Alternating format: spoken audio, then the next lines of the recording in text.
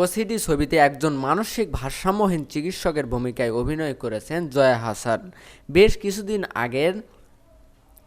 আগে ছবির শুটিং শেষ হলেও এখনও মুক্তির তারিখ জানা যায়নি। তবে কয়েকটি চলচ্চিত্র উৎসবে ছবিটি প্রদর্শনী হয়েছে, প্রশংসাও কুড়িয়েছে। ভারতীয় পরিচালক সৌকর্য ঘোষাল তার ছবিটি সম্পর্কে ধারণা দিতে 16 সেকেন্ডের একটি টিজার প্রকাশ্যে এনেছেন, যা জয়ার ফেসবুক ওয়ালে শোভা পাচ্ছে। জানা গেছে, জয়ার জন্মদিন উপলক্ষে এটি প্রকাশিত হয়েছে। দুই বাংলার জনপ্রিয় অভিনেত্রী জয়া আহসানের আজ জন্মদিন। দুই দেশের বিনোদন অঙ্গনে তার সহকর্মীদের পাশাপাশি ভক্তরা ও ফেসবুকে তাকে শুভেচ্ছা জানাচ্ছেন। নিজের জন্মদিনে ভক্তদের বেশ উপহারও দিলেন এই অভিনেত্রী। প্রকাশ করেছেন ওসিডির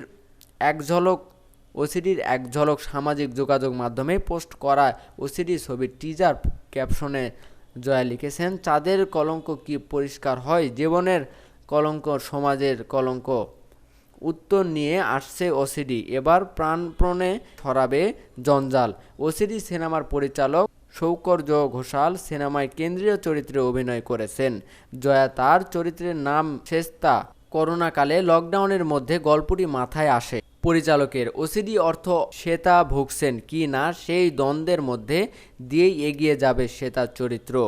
এটি মূলত সাইকোলজিক্যাল ড্রামা। এক সংবাদ সম্মেলনে ছবির পরিচালক সৌকর্য ঘোষাল বলেছিলেন, জয়ার জন্য ও জয়ার কথা মাথায় রেখে ছবির গল্প লিখেছি, ছবিটি তৈরি করেছি। আমি মনে করেছি এ ছবির উপযুক্ত অভিনেত্রী হতে পারেন জয়া আহসানই। আর সত্যিই প্রমাণ করেছেন ছবির জন্য জয়া আহসানই সঠিক বাছাই।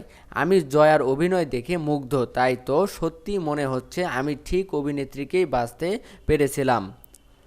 একই সংবাদ সম্মেলনে জয়া আহসান বলেছিলেন, পরিচালক যখন আমাকে এ ছবির জন্য মনোনীত করে প্রস্তাব পাঠান, আমি সেই প্রস্তাব সঙ্গে সঙ্গে লুফে নিই। সত্যি কথা বলতে আমি মন খুলে অভিনয় করেছি, তৃপ্ত হয়েছি, ভালো লেগেছে। ওসিডির পূর্ণাঙ্গ রূপ অবসেসিভ কম্পালসিভ ডিসঅর্ডার। এটি এক ধরনের মনোরোগ। ছবিতে মানসিক ভারসাম্যহীন চিকিৎসকের চরিত্রে অভিনয় করেছেন জয়া। ওসিডি কতটা ভাবাল সজাগ করলো? জয়ার কোনো বাতিক আছে এমন প্রশ্নের জয়ার উত্তর বলেন, ভাগ্যিস আমার কোনো বাতিক নেই। সৌকর্য ঘোষালের পরিচালনায় এর আগে ভূতপরি ছবিতে অভিনয় করেছেন জয়া।